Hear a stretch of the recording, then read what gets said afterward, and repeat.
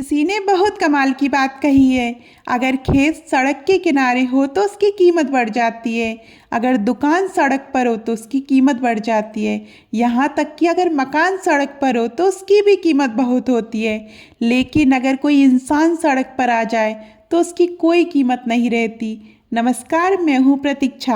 आज मैं आपको एक छोटी सी लेकिन बहुत गहरी सीख देने वाली कहानी सुनाने जा रही हूँ। ये कहानी है कि रिटायर्ड पुलिस कमिश्नर साहब की। जब तक वे नौकरी में थे उन्हें सरकारी बंगला मिला हुआ था। रिटायरमेंट के बाद उन्हें वह बंगला छोड़ना पड़ा और अपने उसी फ्लैट में शिफ्ट होना पड़ा जो उन्होंने कई साल पहले शहर की एक नामी सोसाइटी में खरीदा था। रिटायरमेंट के बाद ज़िंदगी की रफ्तार बदल गई थी। सुबह मॉर्निंग वॉक, शाम को इवनिंग वॉक, यही उनका रोज का रूटीन बन गया था। लेकिन एक बात अजीब थी, वॉक पर निकलते समय वे किसी से बात नहीं करते थे। ना हाय, ना हेलो, ना मुस्कान।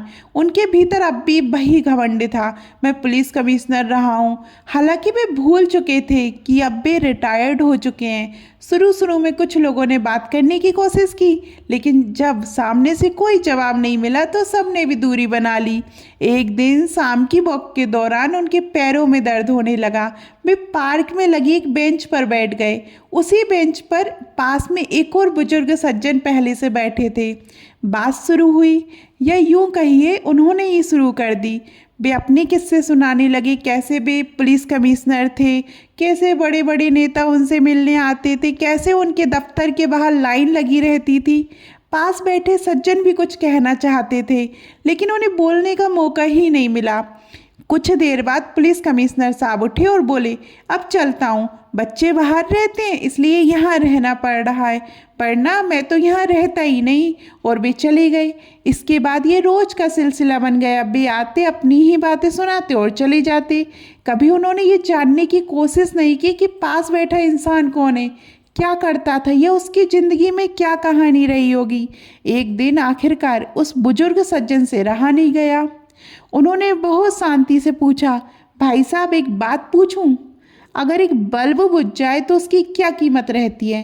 पुलिस कमिश्नर साहब बोले, कोई कीमत नहीं रहती। सज्जन मुस्कुराए और बोले, बस आप और हम उसी बुझे हुए बल्ब की तरह हो गए हैं। वो बल्ब 5 वोट का हो या 100 वोट का, बुझने के बाद सब बराबर हो जाते हैं।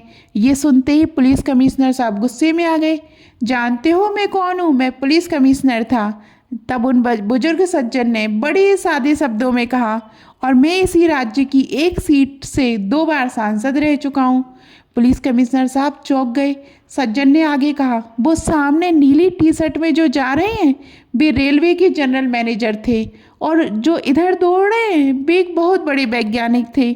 हम सब कभी किसी बड़े पद पर थे, लेकिन अब नहीं है। इस दुनिया में सम्मान हमेशा उगते सूरज का होता है, डूबते सूरज को कोई प्रणाम नहीं करता।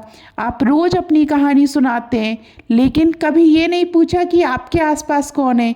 आप कहते हैं कि पहले लोग आपसे मिलने आते थे, क्या आज कोई आता है?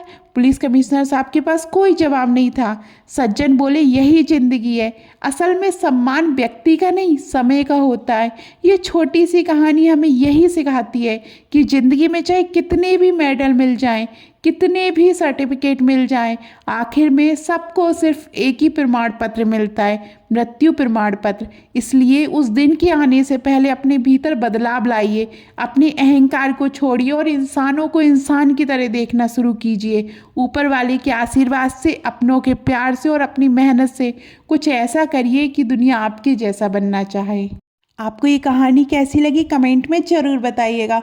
और अभी तक आपने हमारे चैनल परंपरा और प्रतीक्षा को सब्सक्राइब नहीं किया है तो जल्दी कीजिएगा। धन्यवाद।